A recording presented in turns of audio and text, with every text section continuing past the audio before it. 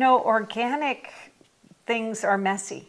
And I think that this, our evolution, the evolution of human consciousness and how we get from where we are to a thriving world, it's going to be a messy process with a lot of stuff that starts and stops and looks like this and then shows up over there and morphs into this. And I know, I have a big organic garden, and it's just the way it goes. It's the way life evolves, is in a messy way, and makes quantum leaps, and then looks like nothing's happening, and then something else shows up. And I think about what's happening now, and what I notice is just, it's not just the world that I'm in. Like, one of the things is Thrive is just as popular with Republicans as with Democrats as with independents, because we transcended this kind of political polarity and got into the principles, and that's where people want to be, and we knew it didn't matter what country you're in, it doesn't matter what level of formal education you have, when human beings are meant to thrive. That's the reality. Just like you plant a seed, it's meant to grow into its full glory. And something's been in the way of that happening, and we're reclaiming what that is and making it so that we can thrive. And that process is just going to be a messy, organic thing. Movements are happening, and they're happening all over the place. And I just love the international scope of how it's happening, because I think we can learn so much from each other and recognize, like covering the ET phenomenon, for example, which was a real controversial thing to do in America.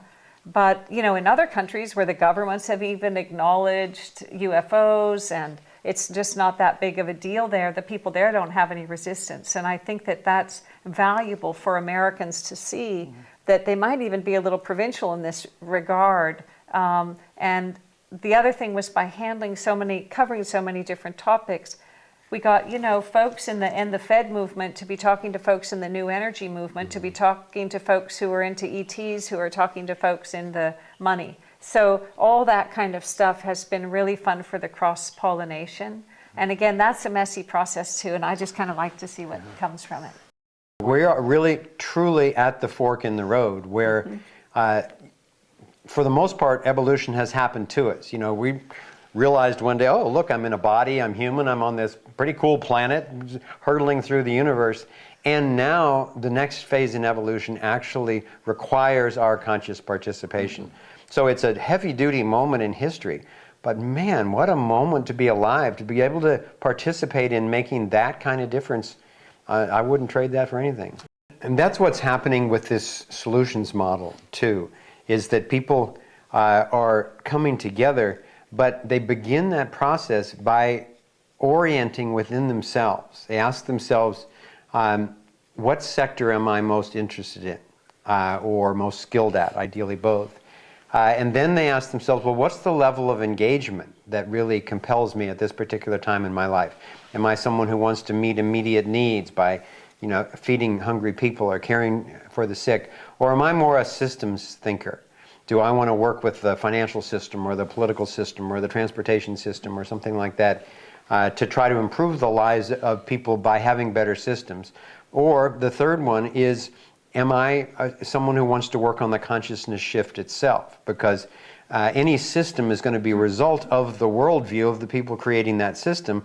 And if it's an effective system aligned with the patterns of nature, then you're not going to have as many unmet immediate needs. So when people identify all of that and then relate to the people in their community from that orientation, they can just relax and go, oh, I get to do my calling, and people are going to appreciate it, it's needed. And I can also see from this chart that all of the other sectors and the other levels are also being handled by people for whom that's their calling.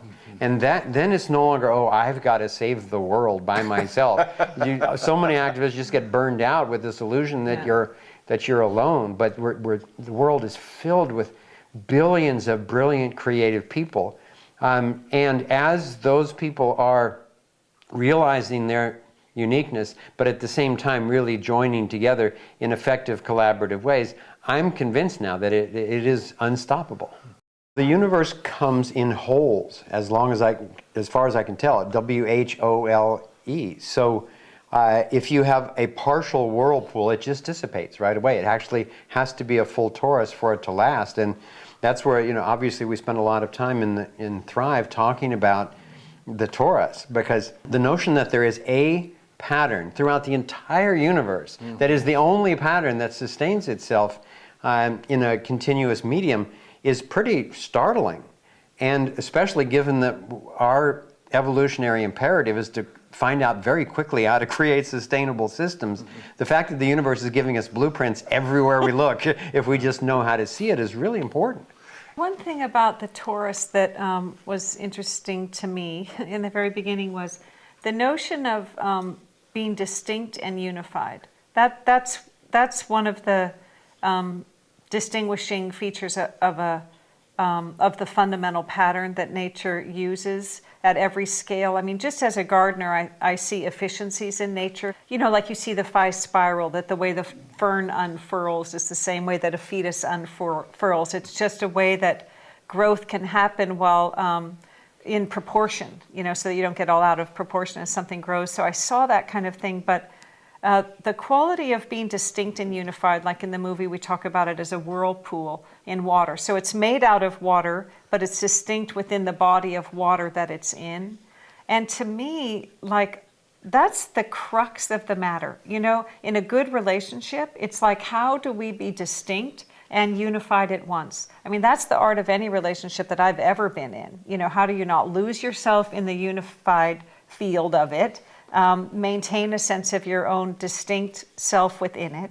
Same with the people in their communities, you know, people in families, people in communities, communities in larger social structures. All of that, it's that dynamic tension of distinct and unified. And I think about that a lot. That's kind of the take-home thoughts that I walk around with in terms of the toroidal field. I mean, I picture it in my meditations because I like to feel a part of the cosmic grid, you know, but in terms of really understanding what is this process by which I'm clear about, like when Foster was saying he's unique, like that's it. We're each unique. So as much as we're a part of the collective human reality, there's actually something distinctly, uniquely called for from each of us. That's what we're here for, as our own individual vortexes that we are. And I like to think in those terms because it helps me to know that, you know, that thought that I have, or the opinion I have, or the